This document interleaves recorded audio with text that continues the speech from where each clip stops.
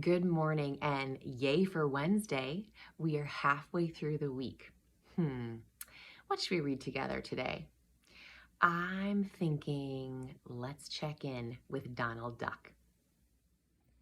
Donald's building disaster. One afternoon, Donald Duck was outside working in his garden. Suddenly, he heard the loud rumble of a truck coming from next door. What a racket, he grumbled to himself. Donald walked over to the fence and asked his neighbor what was going on. "These workers are setting up my brand new shed," the neighbor exclaimed. "Isn't it fabulous?" Donald's neighbor was always bragging about the things he owned. Donald looked at his own broken down shed and felt jealous. But then he had an idea. "Wait until you see my new shed." Oh boy, jealousy is never a good reason to do anything. Donald didn't have enough money to buy a new shed, but that didn't stop him. "I'll just knock down the old shed and build a new one," he declared, "and it will be much better than my pesky neighbors." He changed his clothes, grabbed his tools, and got to work. Donald had no idea that two little chipmunks named Chip and Dale lived inside the shed. When Donald began pulling apart the old boards, the noise woke them up. "Oh no," Dale cried as he peeked outside. "That duck is tearing down our home." "What can we do?" wondered Dale. The hammering grew louder and louder as the chipmunks tried to think of a plan. "I know," said Chip. "We'll break his hammer so he can't get any work done." The chipmunks waited for Donald to take a rest. Then they scurried to his toolbox and pulled out the hammer. Chip and Dale gnawed on the handle until it was almost in two pieces. When they were done, they ran back inside the shed to watch what would happen. Soon, Donald returned to finish tearing down the shed. He picked up the hammer and started prying a nail from one of the wooden planks. Suddenly, the hammer broke in half. The heavy metal top fell right off and onto Donald's foot. "Ow!" Donald wailed, jumping around. He hobbled into the house to find a bandage. "Our home is saved," cheered Chip and Dale. But Donald wasn't ready to give up. "I'll show that crazy neighbor of mine whose shed is the best," he said, limping back outside. If he couldn't use his hammer, Donald would just need to find a new tool. He rummaged through his toolbox until he found a crowbar. This should do it. Inside, the chipmunks began to worry. Board by board, their home was being destroyed. "I don't know if we can stop him," Dale said. "We might have to find a new home." "No way," insisted Chip. "We just need a new plan." "Maybe we can use something in the shed to frighten him away," Dale suggested. While Chip kept a lookout, Dale searched for the scariest thing he could find. "How about this?" Dale said, holding up a spool of thread. Chip laughed. "That's not scary. We need something bigger." "I've got it," Chip exclaimed. "Let's use the lawnmower to chase him away." Chip climbed onto the lawnmower and pulled the starter cord as hard as he could. The machine rumbled to life with a loud vroom, but it just sat there. "Maybe you need to give it a push," Dale suggested. Chip gently pushed against the side of the lawnmower.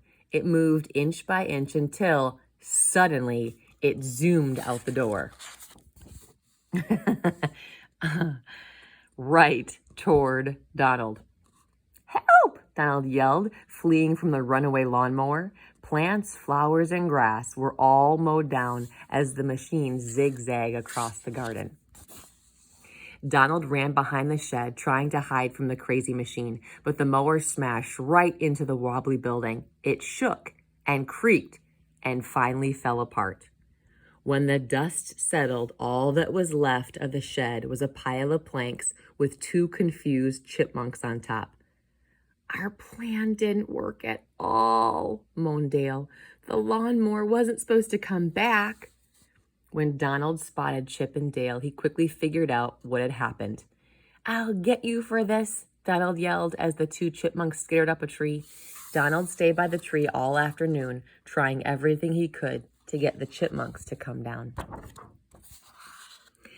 He was still there when his nephews, Huey, Dewey, and Louie, came home from school. "What are you doing, Uncle Donald?" Huey asked. "Those no-good pests were trying to stop me from tearing down my shed," Donald explained, "but I beat them in the end. If I could just get them down from there." The boys didn't think Chip and Dale looked like no good pests. In fact, they thought the chipmunks were pretty cute. The three brothers put their heads together to come up with a plan. Uncle Donald, remember how you promised us that we could get a pet? Asked Huey. We could keep these chipmunks, exclaimed Dewey. And we promise they won't cause any more trouble, finished Louie. Donald thought about their idea. But where would the chipmunks live? We can use the wood from the old shed to build them a new house, Dewey said. A chipmunk house? Donald asked. My neighbor definitely doesn't have one of those. So Donald agreed and the boys got to work. Before long, Chip and Dale had a beautiful new home. Donald couldn't wait to tell his neighbor about the new chipmunk house. The boys built it themselves, he said excitedly. Oh, a chipmunk house. I had one of those put in last week, the neighbor replied. It has 4 stories and a swimming pool. Donald couldn't believe his neighbor had still outdone him. But the boys didn't care, and neither did Chip and Dale. They were all too busy playing with their new friends. And as Donald watched them having fun, he realized that everything might have turned out all right after all. Now, there are so many gold nuggets in this story that we could draw from, but we're going to go with the first problem that I saw. Donald was jealous. Do you know that the Bible says that jealousy is as rottenness to the bones? So when you're jealous, it actually affects your body. So you know what I do when I start feeling jealous? I go and confess it to God and tell him, hey, I'm feeling jealous about this, and that's not love. So I need you to clean me out from this and give me your love and contentment. So our gold nugget is this. When I feel jealous, I don't act on it. I confess it and get it out. Can you put your hand over your heart and say that with me? When I feel jealous, I don't act on it. I confess it and get it out.